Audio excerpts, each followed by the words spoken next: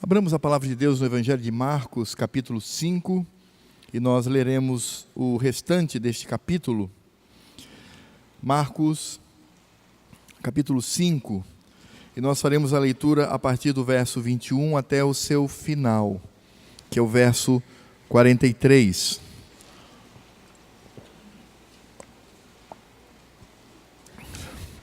Marcos 5, de 21 até 43. Deixe-me só lembrar os irmãos quanto a este momento das Escrituras. Nós começamos a partir do verso 4, iniciando no verso 25, falando sobre a tempestade que Jesus acalma quando ele atravessa para a região leste, para o oriente do mar. E ali então, nessa viagem, são tomados por uma grande tempestade, e o Senhor então acalma essa tempestade. Em chegando do outro lado, o Senhor Jesus se depara com um endemoninhado, Gerazeno, e vemos ali então a maneira como Cristo, ele demonstra o seu poder, a sua glória, diante dos espíritos imundos. E hoje nós vamos ver o Senhor tratando dois pontos que são também grandes desafios para nós, que é a enfermidade e a morte. Então nós podemos perceber que do capítulo 4, 25 até o capítulo 5, verso 43, nós temos aí o Senhor Jesus vencendo os grandes desafios da vida, onde nós percebemos que o Senhor Jesus Cristo, Ele é Deus sobre a criação, Ele acalma uma tempestade. Ele é Deus sobre os espíritos imundos. Ele então liberta dois homens ali naquele lugar. E agora perceberemos que Ele é o Deus Todo-Poderoso sobre a enfermidade, sobre a impureza e sobre a morte. Então Marcos, ele agrupa esses eventos para mostrar que Cristo de fato é Deus. Não devemos também nos esquecer que Marcos está escrevendo para a igreja em Roma. E o objetivo de Marcos é mostrar que aquele carpinteiro ali da Palestina, inicialmente desconhecido, filho de José, filho de Maria, que possuía pelo menos 7 irmãos e irmãs, que aquele é o Filho de Deus. Para os romanos isso era estranho, porque para eles a divindade estava intimamente ligada ao poder político, ao poder do Estado, por assim dizer, o império. Então somente o César era considerado um deus, porque ele exercia poder sobre todo o império. Como é que agora um grupo de pessoas passa a dizer que Deus é alguém que nasceu na Palestina, num lugar desconhecido, filho de um carpinteiro? Então o objetivo de Marcos é mostrar exatamente a divindade de Cristo, mostrar que Ele é Deus.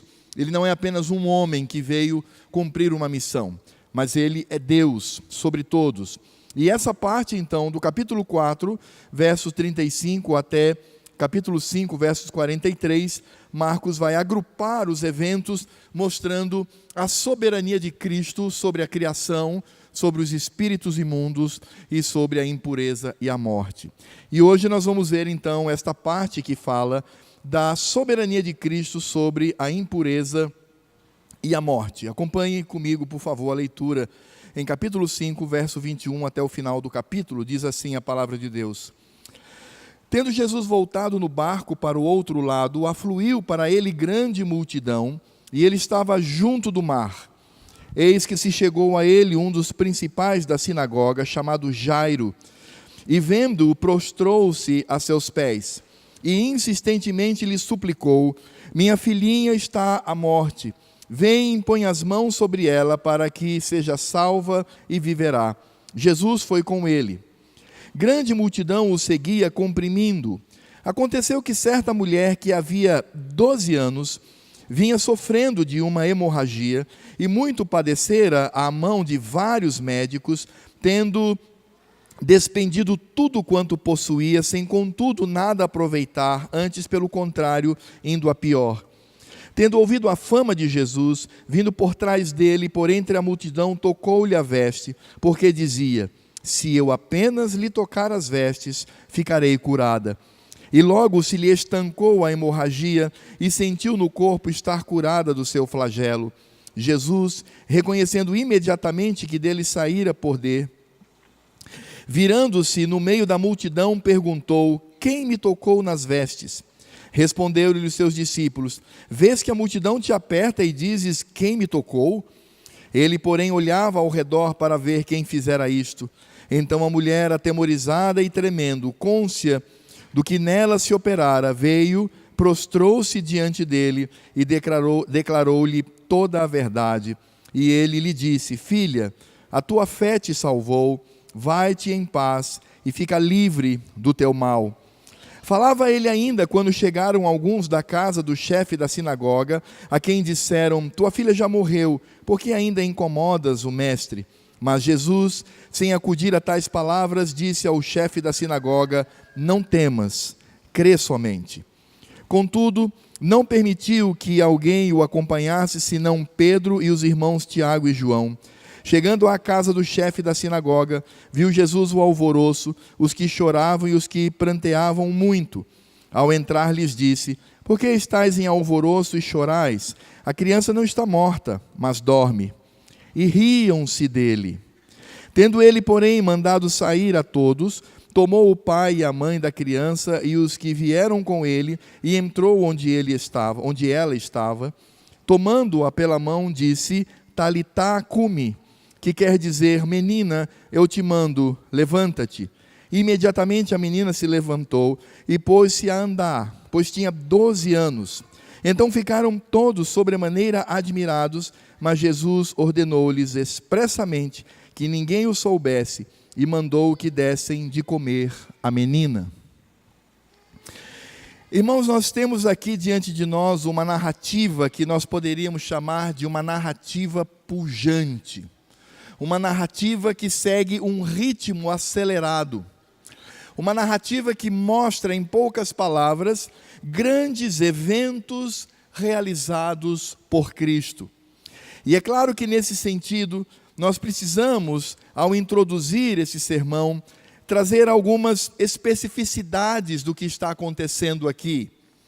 E talvez o primeiro ponto que nos chama a atenção era o fato de que as duas personagens, tanto Jairo quanto a mulher, eles tinham muita coisa em comum. E eu não me refiro apenas ao fato de que a menina tinha 12 anos e de que a mulher sofria há 12 anos. Não apenas isso. Mas o fato de que eram duas pessoas que tinham, de alguma maneira, destaque na sociedade.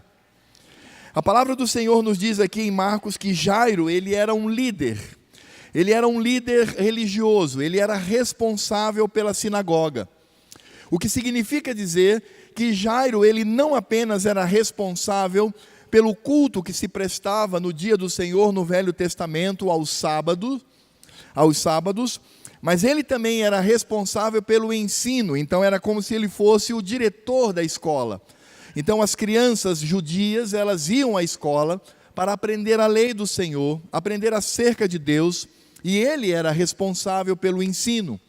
Mas como se não bastasse isto, se Jairo, além de Jairo ser o líder religioso e o líder na área de ensino, ele também era juiz. Então, quando eles, por exemplo, se reuniam no Sinédrio, Jairo certamente era o presidente do tribunal, onde todas as pessoas eram julgadas. Então, nós não temos aqui uma pessoa qualquer, tanto é que ele é chamado pelo seu próprio nome. Marcos, assim como outros evangelistas, chamam-no pelo seu próprio nome, que é Jairo. Então, é um homem extremamente importante.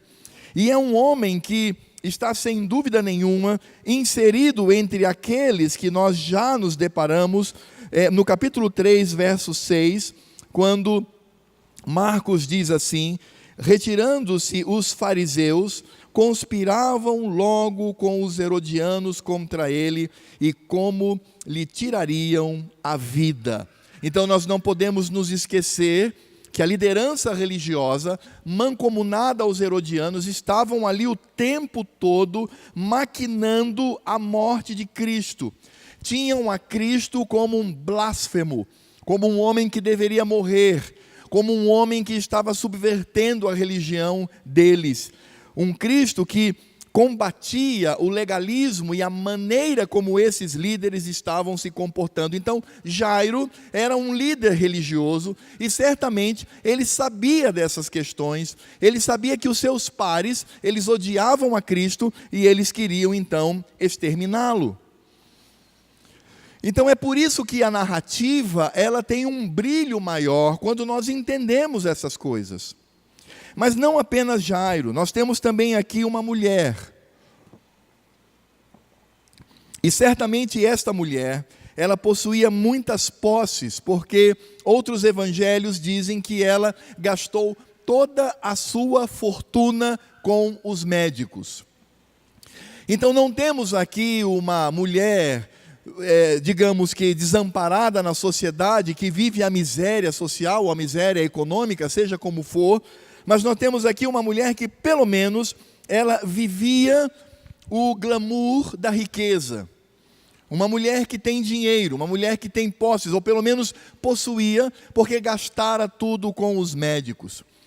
E podemos perceber então que tanto Jairo quanto a mulher, eles também possuíam algo que tornava comum aos dois, não apenas o fato de serem pessoas destacadas na sociedade, mas eles também estavam lidando com algo que era impuro, com algo que era problemático. Marcos, quando ele nos fala que Jairo vai até ao Senhor Jesus, diz que ele se encurva diante do Senhor e ele diz: minha filha está à morte. Mas é interessante porque Mateus e Lucas dizem que Jairo, ao se encontrar com Cristo, diz: a minha filha morreu. Então, isso não é uma contradição, mas Jairo está aqui informando a Cristo que o ambiente a ser tratado era a morte.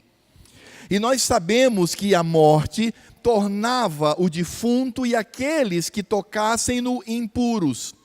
Então estamos diante de uma impureza extrema, porque para o judeu, com base no Velho Testamento, de fato, lidar com o morto era lidar com aquilo que era imundo, era lidar com aquilo que era rejeitável. Mas não apenas isso. Em Levítico 15, a partir do verso 25, nós vamos ver que também aquela mulher apresentava algo extremamente perigoso. As Escrituras nos dizem que qualquer mulher que demonstrasse algum fluxo de sangue, ela também deveria ser considerada imunda. Em Levítico 15, de 25 a 31, dizem as Escrituras: também a mulher, quando manar fluxo do seu sangue por muitos dias, fora do tempo da sua menstruação, ou quando tiver fluxo do sangue por mais tempo do que o costumado, todos os dias do fluxo será imunda, como nos dias de sua menstruação. Toda cama sobre que se deitar durante os dias do seu fluxo ser-lhe-á como a cama da sua menstruação, e toda coisa sobre o que se assentar será imunda, conforme a impureza da sua menstruação. Quem tocar estas será imundo, portanto lavará as suas vestes, banhar-se-á em água, e será imundo até a tarde. Porém, quando lhe cessar o fluxo, então se contarão 7 dias, e depois será limpa. Ao 8º dia, tomará 2 rolas e 2 pombinhos, e os trará ao sacerdote à porta da tenda da congregação. Então o sacerdote oferecerá um para a oferta pelo pecado e o outro para o holocausto. O sacerdote fará por ela expiação do fluxo da sua impureza perante Javé. Assim separareis os filhos de Israel das suas impurezas para que não morram. Então esse é o quadro. Não se trata de algo comum, não é algo corriqueiro. Nós estamos lidando aqui com questões ou problemas do cotidiano que poderiam ser tidos como corriqueiros, mas nós estamos aqui diante de uma situação clara, onde nós temos aqui a impureza e a morte envolvidas, significando dizer que todos esses aspectos tornavam a pessoa absolutamente impura. Então nós temos duas questões aqui. Primeiro, temos a questão da impureza. Estas pessoas não podiam ser tocadas, aquela jovem de 12 anos, estando morta, ninguém poderia tocá-la, sob pena de se tornar imundo. E aquela mulher que perambulava pelas ruas, no desespero da sua doença, também não podia ser tocada por ninguém, porque ao fazê-lo, essas pessoas se tornavam imundas. Então o que temos aqui, irmãos, é um paralelo àquilo que nós já estudamos no Evangelho de Marcos, capítulo 1, do verso 40 ao verso 45, do leproso. Ou seja, nós temos agora o Senhor Jesus diante da impureza humana, representada no corpo, porque é o fluxo da mulher e a morte daquela menina. E nós temos leis específicas dizendo que ninguém poderia ter contato com esse tipo de pessoa, sob pena de se tornar imundo. Mas também esses textos, eles estão, de certa forma, ligados àquilo que nós vimos em Marcos, capítulo 2, do verso 1 ao verso 12, que trata da cura do paralítico, aquele homem que desceu no lençol, na sua cama, até Cristo. É interessante perceber que Mateus, ao escrever ou descrever essas situações, ele vai colocar esta cura da mulher e a ressurreição da filha de Jairo conectados à cura do paralítico. Então Mateus, ele conta a história do paralítico que desceu na sua cama, depois fala da sua própria vocação, e depois então ele vai falar da cura dessa mulher e vai falar da ressurreição da filha de Jairo. Portanto, nós temos ali também um outro tipo de conexão, e quando nós estudamos sobre a cura do paralítico, nós percebemos que o importante ali não é a cura física, mas a salvação da alma. Então, para nós lermos esta narrativa, nós precisamos ter isto em mente. Senão nós caímos na tentação de achar que esse texto traz algum tipo de promessa aos crentes, onde nós teríamos uma pregação, eu diria, me permitam a expressão, irresponsável, para dizer que agora Cristo está a serviço de todo mundo. Se você está doente, Cristo vai curá-lo. Se você morre ou alguém da sua família morre, Cristo vai ressuscitar. E não é isso que o texto está tentando nos mostrar, mas o texto tenta nos mostrar, a partir dos milagres de Cristo, um ponto extremamente importante: a questão da salvação da alma, da fé, e, sobretudo, o poder soberano de Cristo sobre tudo e sobre todos. Por isso, quando nós olhamos para esta narrativa, nós vamos ver, como eu já disse de início, alguns acontecimentos que são comuns, são semelhantes, tanto para Jairo, a filha de Jairo, quanto para a mulher. E quais são esses acontecimentos? O primeiro dele é que ambos, ou seja, tanto Jairo, e aí inclui-se a sua filha morta, como aquela mulher, carregavam sobre si a miséria humana que provém do pecado.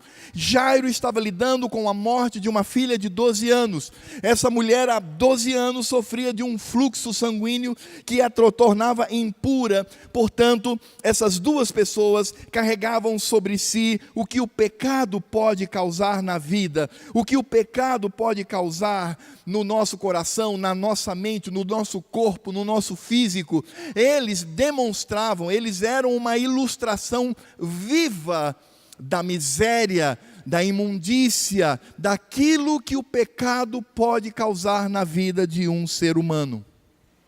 Interessante pensar assim, porque tanto a impureza do fluxo sanguíneo quanto a morte daquela menina estão diretamente ligadas ao pecado. Tanto é resultado do pecado que as Escrituras no Velho Testamento identificam estas situações como de extrema impureza na vida das pessoas. Então nós não podemos olhar para a morte simplesmente como um estado da pessoa, não podemos olhar para aquele fluxo de sangue apenas como uma enfermidade, mas precisamos olhar para a maneira como as Escrituras unem, linkam, fazem com que estas manifestações físicas estejam ligadas ao pecado. Temos aqui, irmãos, portanto, a constatação da miséria humana pelo pecado diante do Senhor. E aí vamos perceber que estas pessoas, tanto Jairo e mais especificamente a sua filha, quanto aquela mulher, eram pessoas miseráveis, eram pessoas destruídas, são pessoas que não têm nenhum rumo para a sua vida. Jairo, inclusive, ele enfrenta um grande problema, porque ele tem uma filha de 12 anos, isso significa dizer que aquela menina não havia se casado, ela não tinha filhos, ela não tinha nada, ela não tinha, portanto, cumprido o seu papel social na época. Para Jairo isso era muito doloroso. Aquela mulher, ela não podia ter marido, ela não podia ter filhos, ela não podia ter nada, porque ninguém podia tocá-la, porque se alguém tocasse naquela mulher, teria que passar por um pesado ritual para purificar a impureza adquirida pelo simples toque físico, pelo simples fato de tocar a pele ou as vestes daquela mulher. Esta é a situação. E a própria menina morta, a menina de 12 anos, ela também já estava com o seu corpo absolutamente impuro. Então, tanto faz Jairo, quanto sua filha, quanto a mulher, o que nós temos aí é o retrato da miséria humana. Uma miséria que nós mesmos não podemos solucionar. E nós temos que entender isto, meus irmãos. Não há no ser humano nenhum brilho, nenhum poder, nenhuma força, não há nada que ele possa fazer por conta da miserabilidade que vive, no sentido da miséria que ele vive. Títulos acadêmicos, carreira, beleza física, bajulação, nada disso vem como remédio, vem como cura, vem como transformação do fato de que nós, como seres humanos e enquanto seres humanos, vivemos a miséria do pecado. É por isto que o humanismo, que surge na Europa há muitos séculos, é totalmente incoerente, é louco, não faz o menor sentido. Quando nós atribuímos a seres humanos um brilho que ele não tem.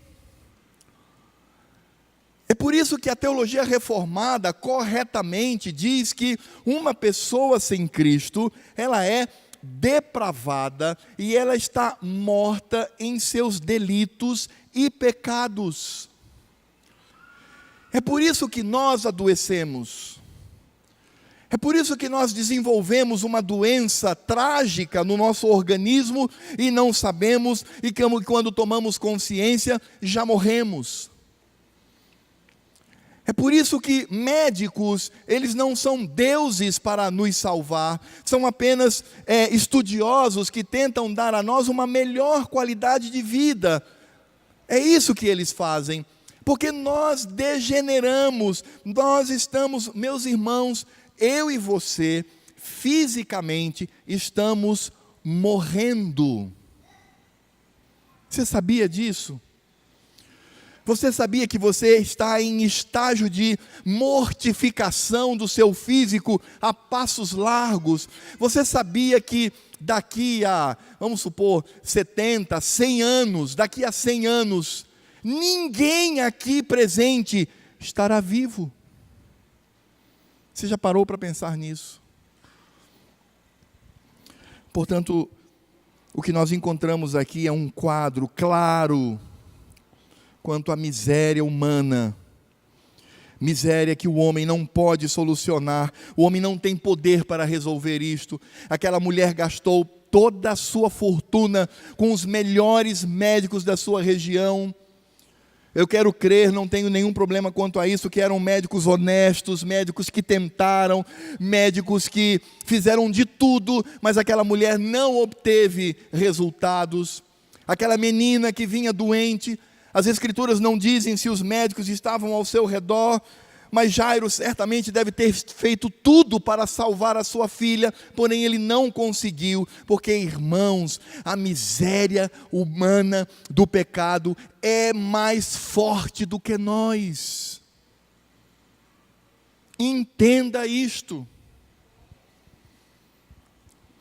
A miséria do pecado e a força do pecado são mais fortes no ser humano do que ele mesmo.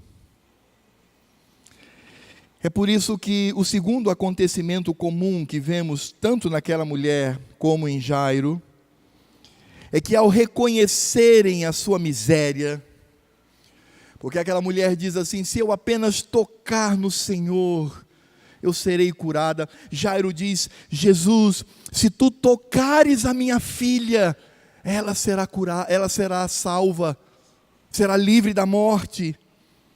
Nós vamos perceber que neste contexto ambos tiveram a atitude correta, digna, bonita, de se prostrarem diante de Cristo. Perceba que aqui ambos não reivindicaram nada. Eles não chegaram para Cristo e disseram: olha, há uma promessa no Velho Testamento, que todas as curas serão realizadas, basta eu ter fé, então nós queremos cobrar do Senhor, para que o Senhor... Não, eles não fizeram isto, eles não vieram cobrar, eles não vieram reclamar da situação, eles não vieram murmurar, porque viviam aquela miséria, não, eles vieram e se prostraram aos pés de Cristo.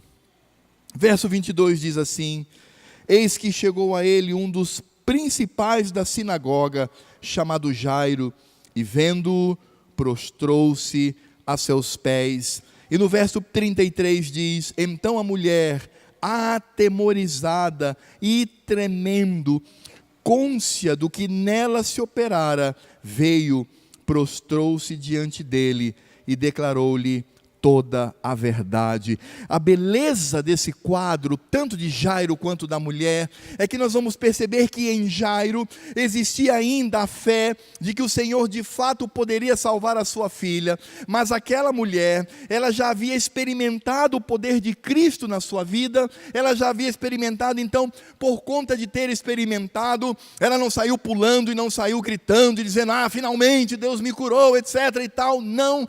Mas ela foi tomada de um temor, de um medo profundo diante daquele que estava diante dela. Jairo desconsiderou a sua posição social, religiosa. Ele desconsiderou o seu status social, tão invejado por muitos.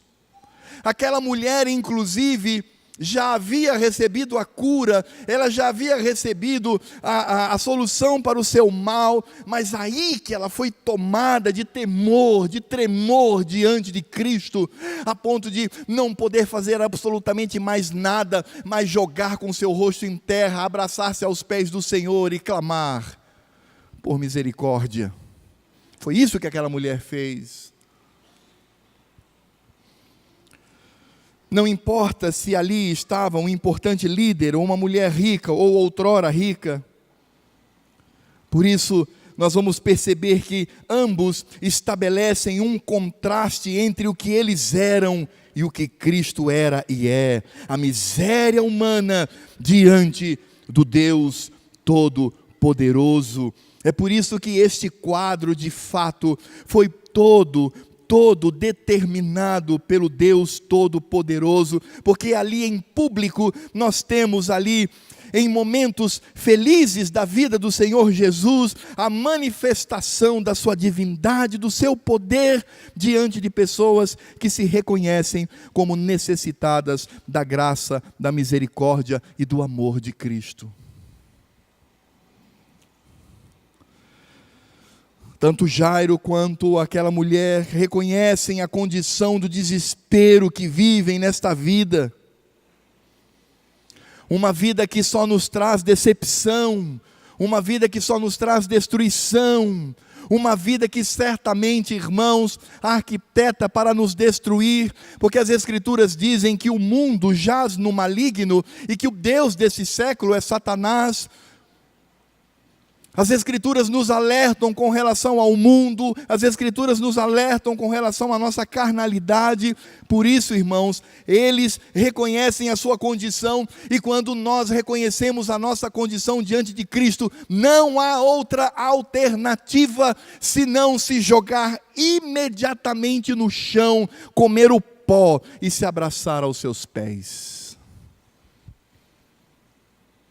Esse é o Cristo. Este é o Salvador. Não é um homem especial, que eu posso lidar com ele como eu lidaria com qualquer grande líder. Não se trata de alguém que está desconectado de Deus, então para Deus eu tenho um tratamento e para ele eu tenho outro, porque ele é um ser humano, ele é um homem. Não, mas nós estamos diante daquele que é poderoso sobre a criação, que é poderoso sobre os espíritos malignos e que também é poderoso sobre o corpo e a morte, sobre qualquer impureza. E eles reconhecem isto. Em terceiro lugar, irmãos, além de ambos carregarem em si a miséria humana promovida pelo pecado, e além deles também se prostrarem diante do Senhor, porque é a única coisa que podemos fazer diante de Cristo, eles também possuíam fé. No verso 34, nós percebemos aqui a declaração do Senhor Jesus, quando ele diz assim, e ele lhe disse: filha, a tua fé te salvou, vai-te em paz e fica livre do teu mal. E no verso 36, nós temos aqui o encorajamento de Cristo a Jairo, quando ele diz: mas Jesus, sem acudir tais palavras, que palavras? Jairo, não incomode mais a Cristo, não incomode mais o Mestre, tua filha já morreu, não há mais o que fazer, meu amigo, ela já está morta, o que nos resta agora é sepultá-la e chorar a sua morte. Diante disso, Jesus, sem acudir a tais palavras, disse ao chefe da sinagoga: não temas, crê somente. Tens fé, por isso creia no que está acontecendo. Irmãos, quando nós olhamos para a fé na vida daquela mulher e a fé na vida de Jairo, nós não podemos nos esquecer de que a fé não é um esforço humano. A fé não brota no nosso coração por um esforço pessoal. A fé não é uma caixa mágica na qual eu posso desenvolver pela minha própria força e ali então adquirir de Deus todas as magias possíveis no que diz respeito aos problemas da vida. A fé, ela não nos pertence. Nenhum ser humano, ninguém, desenvolveu por si mesmo, de forma natural, algum tipo de fé que pudesse levá-lo a Cristo.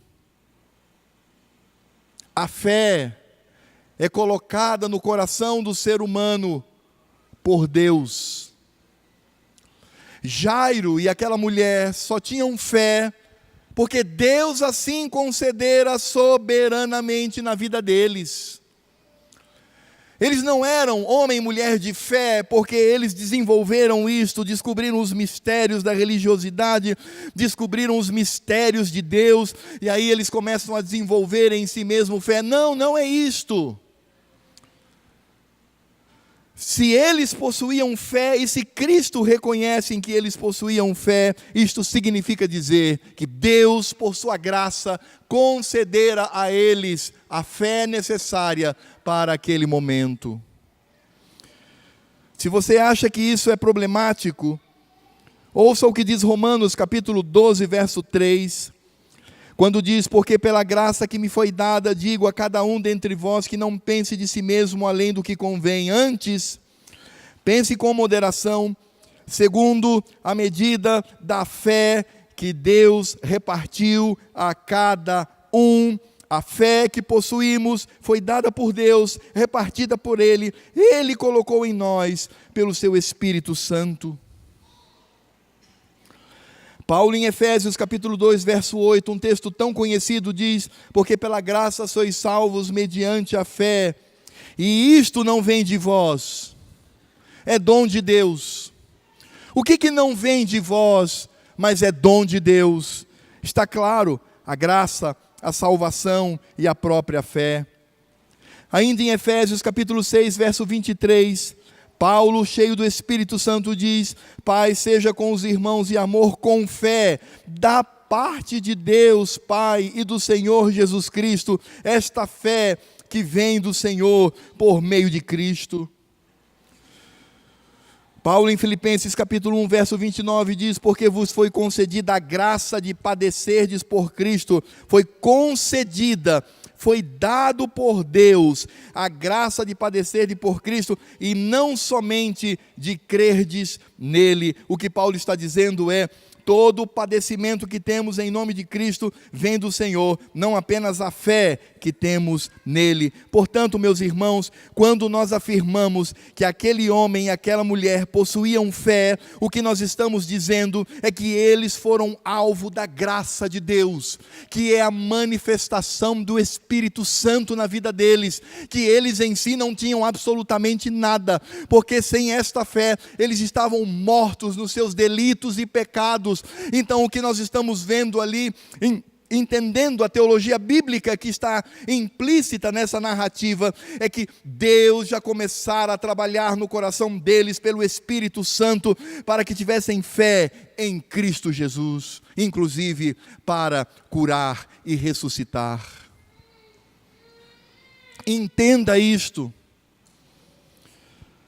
Portanto, nada vem daqueles homens, nada naquele homem e naquela mulher são deles mesmos. Mas todo o processo que ocorre vem do Senhor, é obra da graça, é obra da misericórdia, é obra da escolha, é obra da soberania de Deus. Por isso o que nós temos aqui, quando reconhecemos, porque Cristo reconhece que eles possuem fé, o que nós reconhecemos aqui é a obra de Deus na vida do homem. É por isso, irmãos, que nós precisamos entender qual é o nosso lugar diante de Cristo. Cristo não se impressiona porque somos homens e mulheres de fé. Cristo reconhece que utilizamos um presente de Deus para a glória dele.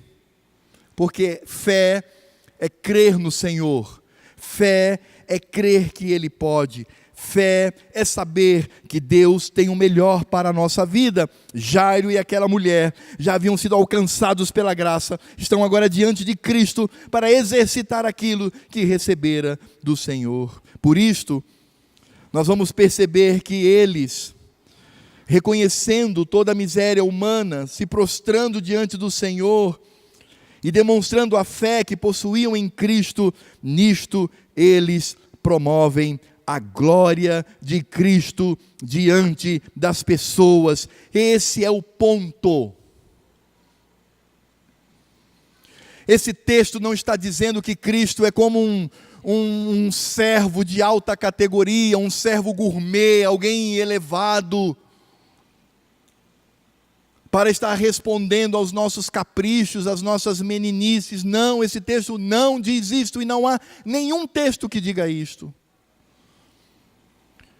O que nós encontramos aqui é que na atitude daquele homem, na atitude daquela mulher, nós temos a manifestação da glória de Cristo. É por isso que ele, sendo um dos principais da sinagoga, prostra-se diante do Senhor. E é interessante porque ele faz uma declaração pública. Ele diz: minha filhinha está à morte, vem e impõe as mãos sobre ela, para que seja salva e viverá. Cristo, eu sei que tu tens poder para salvar a minha filha. E é interessante porque nesse sentido encontramos também a mulher, porque a cena é muito clara, está toda a multidão ali espremendo ao Senhor, e de repente ela vai e toca no Senhor, e ele sente que sai dele poder. E aí nós temos mais uma vez Marcos nos lembrando de que ali estava o verdadeiro Deus, mas ali também estava o verdadeiro homem, e Cristo na sua humanidade. E enquanto humano, na sua natureza humana, ele possui todas as limitações que eu e você possuímos. Ele diz: alguém me tocou, e de mim saiu poder. Interessante que os discípulos, mais especificamente Pedro, estavam impacientes ali, porque eles estavam sendo comprimidos pelas pessoas, eles não podiam se mexer. E aí Jesus para, todo mundo para e diz assim: alguém me tocou, saiu o poder de mim. Quem me tocou? E Pedro fala assim: ah, Senhor, paciência. Então aqui no meio dessa multidão, todo mundo se espremendo, e o cara só pergunta: quem o tocou? Porque saiu o poder. Ele diz: não, isso aconteceu. E aquela mulher, já influenciada pelo Senhor, já influenciada pela obra de Deus no seu coração, ela se apresenta, ela confessa, ela adora Cristo e conta detalhadamente tudo o que acontecera, inclusive dizendo: meu Senhor, e sim, fui eu que toquei, porque eu tinha fé de que o Senhor é poderoso para me curar. Este é o Cristo. Por isso, o alvo daqueles promovidos por Deus Pai era a glória de Cristo no meio do povo. Por isso, meus irmãos, ao nos deparar com esse trecho, nós devemos perceber o quanto Cristo é o Todo-Poderoso sobre nós e sobre a vida daquele homem, daquela mulher e daquela criança morta. Porque nós percebemos que a impureza e a morte, como vimos, são dois inimigos humanamente invencíveis. Ambos vivenciavam uma situação de imundícia que apontava para o pecado, a mulher pelo seu fluxo de sangue, a menina por sua morte, mas Cristo, da mesma maneira como acontece com os leprosos, e simplesmente demonstrando que é Deus, ele não se contamina. Quando aquela mulher toca em Cristo, não é ele que se contamina, mas ela é purificada. Quando Cristo chega naquele quarto com aquela menina morta, ele toca as mãos da menina, ordena que ela se levante, ele não fica contaminada, mas ela retoma a sua vida. Por isso, irmãos, mais uma vez, Cristo não quebra a lei do Velho Testamento, porque quem estava ali era o Deus Todo-Poderoso, aquele que vence o pecado, aquele que vence a morte, aquele que vence as misérias humanas. É por isso que essa narrativa, irmãos, não tem outro objetivo senão mostrar quão pequeno nós somos e quão grande é Cristo. Os irmãos não se esqueçam de que o Senhor Jesus, ao afirmar que aquela criança não estava morta, mas ela dormia, qual é a reação daqueles que não têm fé, daqueles que não têm o seu coração trabalhado por Deus, daqueles que não experimentam a revelação do Senhor? As Escrituras falam claramente, o Senhor Jesus, quando diz: não temas, crê somente. E aí então diz as Escrituras no verso 37, contudo não permitiu que alguém o acompanhasse, senão Pedro e os irmãos Tiago e João. Chegando à casa do chefe da sinagoga, viu Jesus o alvoroço, os que choravam e os que pranteavam muito. É o desespero humano, é a desgraça humana, é a situação de cada um. Ao entrar lhe disse, porque estáis em alvoroço e chorais? A criança não está morta, mas dorme. E aí diz as Escrituras, e riam-se dele, achavam graça, davam gargalhadas, diziam, esse homem está louco. Porque é assim que o mundo reage. Quem estava ali era o Deus Todo-Poderoso, mas aquelas pessoas que não tinham fé no seu coração, que não haviam recebido a graça de Deus de ter fé, elas não conseguiam ver o poder de Deus ali, presente. Então riram.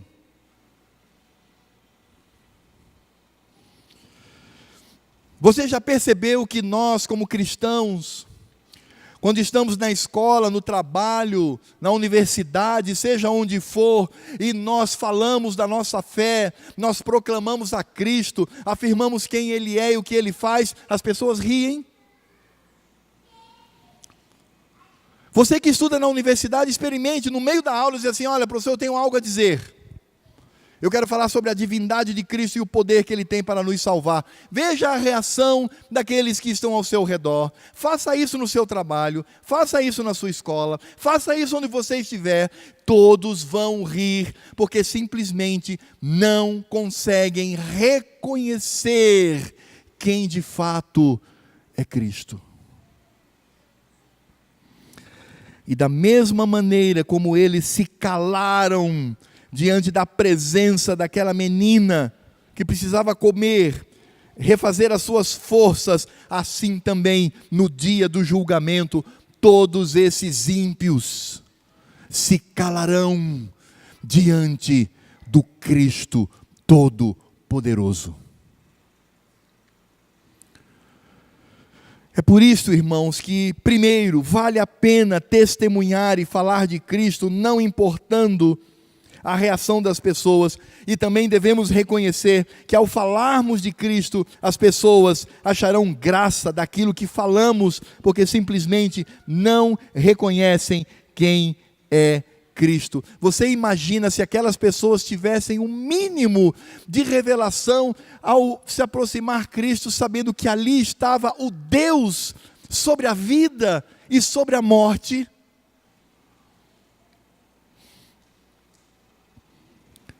Irmãos, isto tem um nome,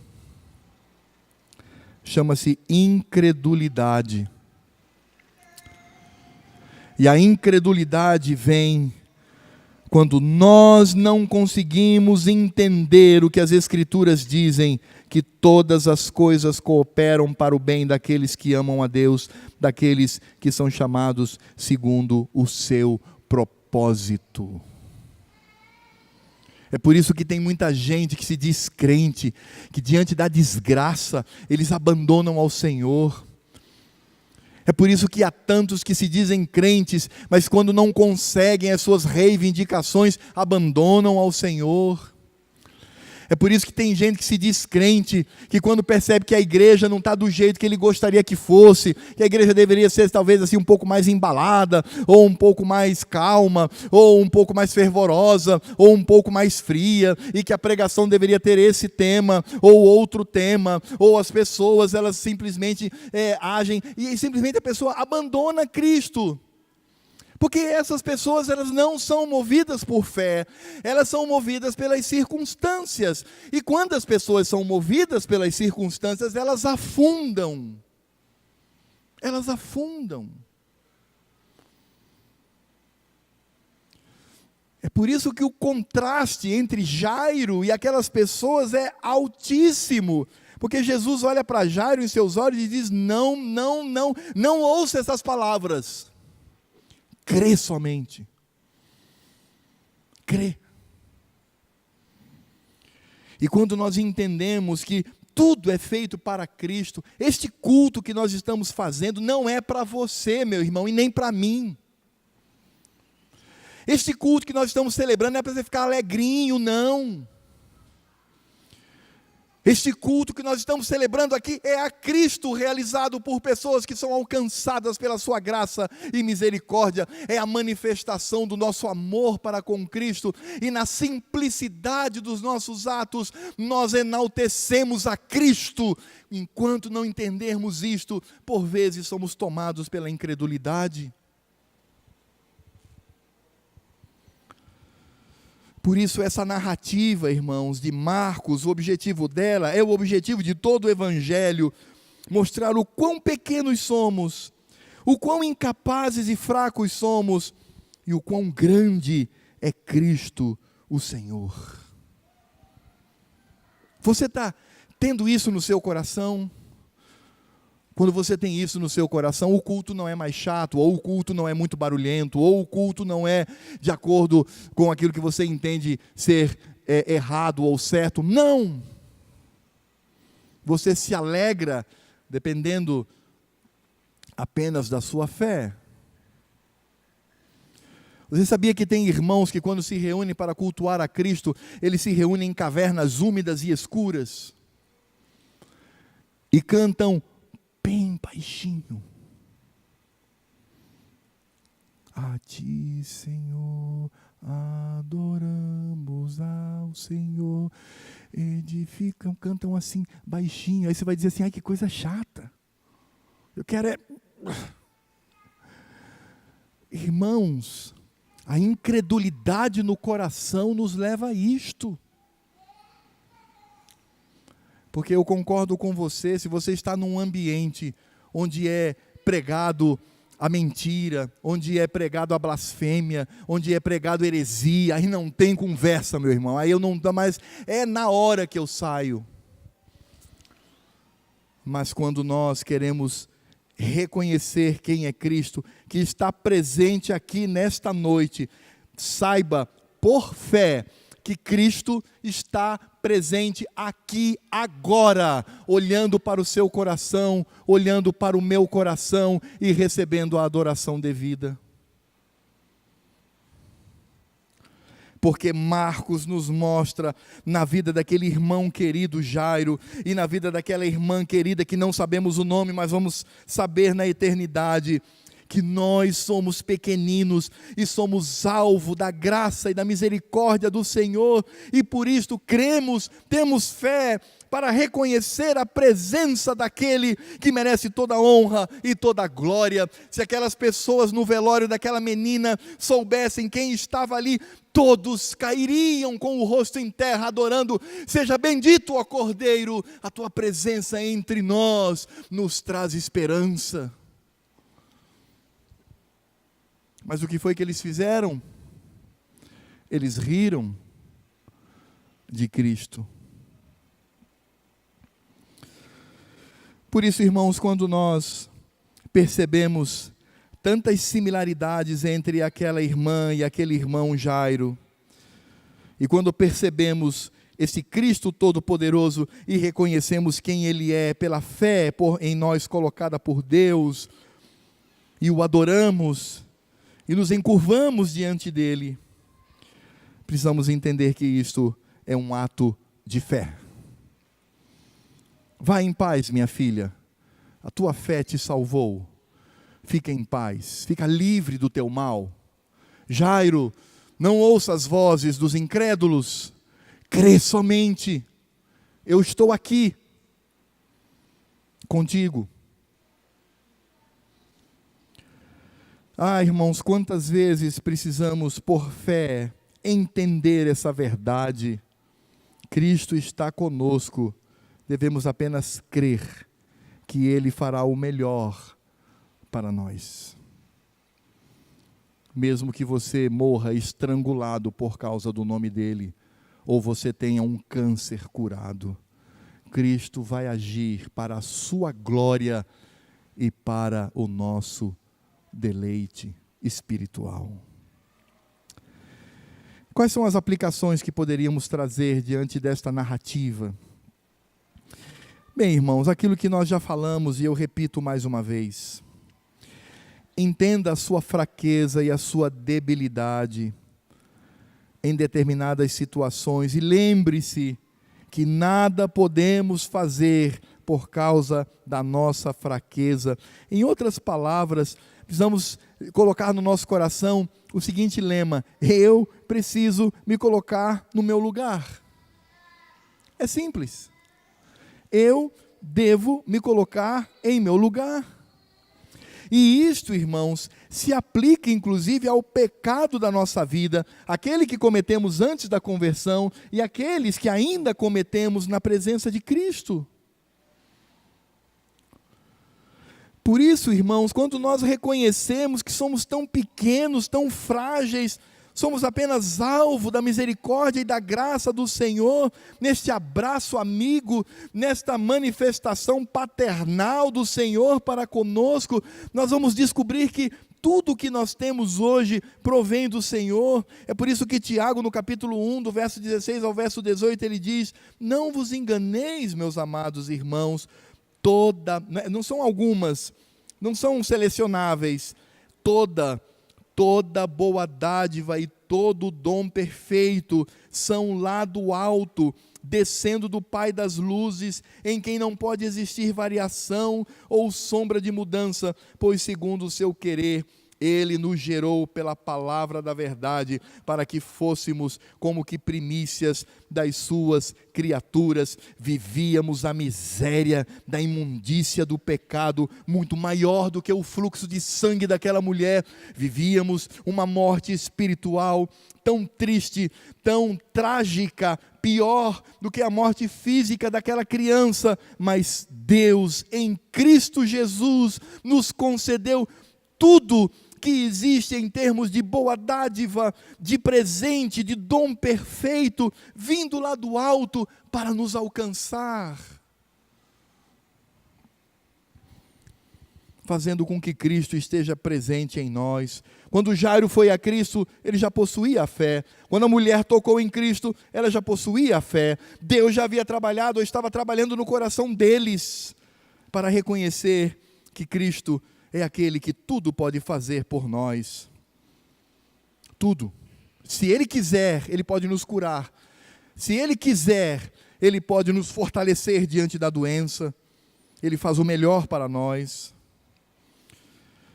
Por isso, irmãos, toda a salvação, toda a restauração, toda a cura da alma, tudo aquilo que o Senhor nos concede, são as obras de Cristo por nós. E nós podemos incluir aqui também os males físicos, que Deus pode usar o seu poder ou a habilidade de um médico para nos tratar, para nos livrar. Tudo que existe de bom na nossa vida e que promove o nosso crescimento espiritual e que promove a glória do nosso Senhor, são dádivas de Cristo. Por isso a Ele seja dada toda a honra, toda a glória, toda a majestade, todo o amor, todo o temor, toda a dedicação, toda a alegria, toda a fé, sejam dados a Cristo Jesus, aquele que está presente e por isso não precisamos temer. Por isso, irmãos, eu concluo dizendo que devemos descansar, sabendo que Cristo está presente e cuida de nós e se importa conosco. Isto aconteceu no barco em meio à tempestade. Isso aconteceu na vida daqueles homens possessos por espíritos imundos. Isso aconteceu na vida daquela irmã que foi curada do seu fluxo de sangue. Isso aconteceu com aquela menina, filha de Jairo, que Jesus toma pelas mãos e a livra da morte, porque Cristo é o único poderoso para nos livrar da morte eterna, para nos livrar da imundícia do pecado. É por isso que a morte ainda age sobre nós, a morte física. Mas Paulo, inspirado pelo Espírito Santo, diz que um dia nós vamos cantar uma música, onde vamos caçoar desta morte, dizendo: e agora, morte, onde está a tua vitória? Onde está o teu ferrão? Onde está o teu aguilhão? Onde está o teu poder? Porque aquele que é soberano sobre todos, Cristo, o Filho de Deus, pisou e esmagou a você com a sua morte na cruz. Isto não aconteceu ainda, mas vai acontecer. Por isso, irmãos, devemos descansar, porque estamos na presença do Senhor. Fomos a Ele, nos encurvamos diante dEle e dissemos: Senhor, sou nada, estou desesperado, estou aflito, mas eu creio que o Senhor é poderoso para solucionar essas questões da minha alma, do meu espírito, da minha vida. E mesmo nos momentos em que às vezes vacilamos, o Senhor diz para nós: não atentes para nada, crê somente. Por isso, irmãos, se passamos por aflições, sejam elas de ordem espiritual, física, emocional, seja o que for, crê somente, porque Ele está conosco, mesmo em meio às multidões. Oremos. Senhor Deus e Pai, nós queremos louvar o Teu santo nome, porque a exemplo, ó Pai, desta narrativa, podemos perceber, ó Deus, qual deve ser a nossa atitude diante do Senhor. Não há aqui nenhuma promessa cabal de que todas as enfermidades serão curadas, de que todos os mortos serão ressurretos ao longo da nossa jornada nesta vida, antes da Tua segunda vinda. O que nós encontramos aqui, ó Pai, é a promessa profunda de que Cristo está presente e nada precisamos temer. Que devemos temer apenas a Ele, amá-lo profundamente, nos apegar, ó Deus, com muita força a Ele, e buscar com todas as nossas forças tão parcas, tão frágeis, tão pequenas, mas ainda assim utilizá-las para que Cristo seja glorificado na minha vida, que Cristo seja glorificado na minha vida, no meu lar, no meu trabalho, na minha escola, na minha universidade, que Cristo seja glorificado, que reconheçam por minhas palavras, sejam, ó Deus, palavras afirmando a nossa fé, de que cremos que Cristo, com poder, se quiser, Ele pode nos alcançar, ou ainda, já alcançados pela Tua graça e pela Tua misericórdia, com o coração cheio de temor, testemunhar da obra deste Senhor na nossa vida, como nós vimos na vida de Jairo e daquela irmã.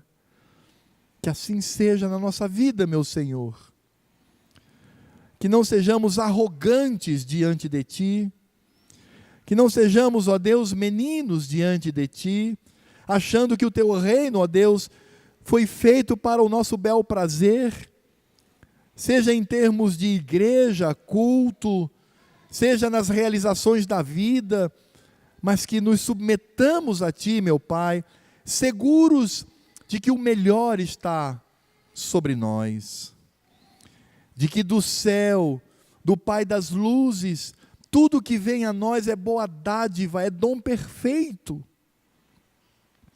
mesmo que nos cause dor, mesmo que tenhamos que morrer por causa do Evangelho. Que não sejamos como aquela pequena multidão que caçoou, que riu de Cristo, mas que sejamos como Jairo e como aquela mulher que com fé agiram corretamente diante do Senhor.